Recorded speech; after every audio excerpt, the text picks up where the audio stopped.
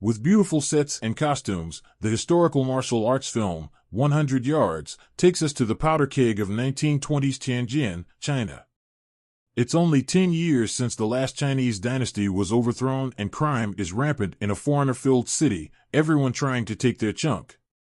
Martial arts schools, previously considered irreputable, are now raised to celebrity status by some as they help tamp down organized crime, inviting the city and its people to breathe.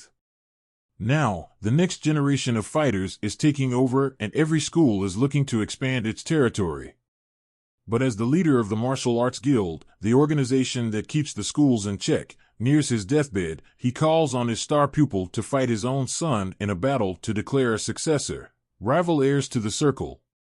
Even though the exalted apprentice wins, the humiliated son, Shinan, won't take no for an answer and proceeds to challenge Chi Quan, his former teacher, at every turn.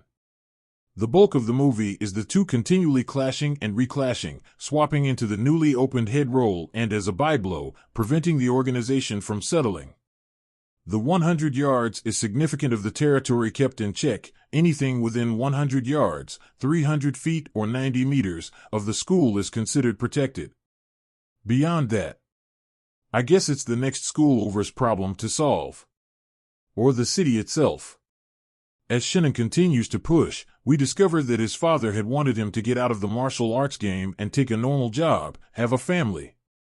At this point in history, martial arts is only starting to become respected, still considered a brute-like spectacle by many. Because of this rampant prejudice, An's father goes as far as to arrange a position for him at a bank, using all his resources to attain it, as well as selecting a lovely non-martial arts family girl to be his bride. But that bank role leads him straight back to the fight scene, as the head of the bank calls him in to show off his entertainment, even though public fighting is against the guild's code. He's humiliated because people are saying that all his father's skills were passed to his apprentice rather than his progeny.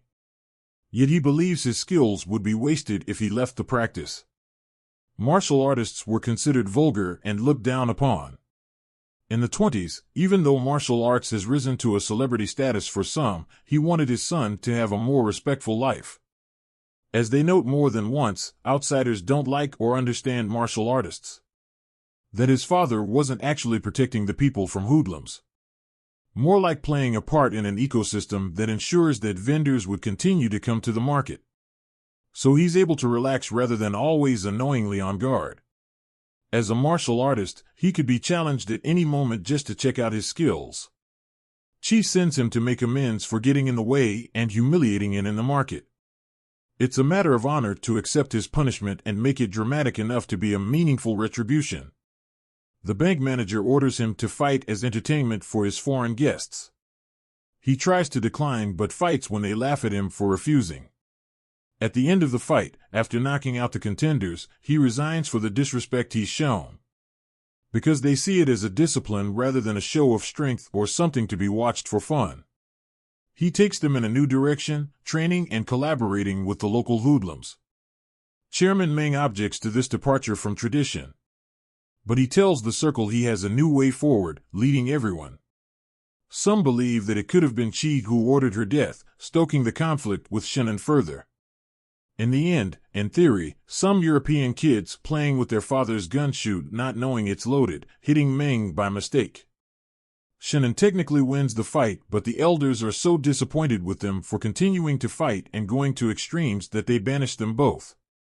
Guiying is left behind, injured after defending Chi. When he's banished, she tells him to never return. And over the 3 years while An is gone, the elders feel more elderly and put Guiying in charge.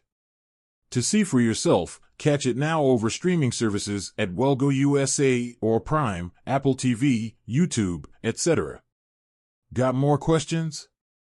Share them in the comments below.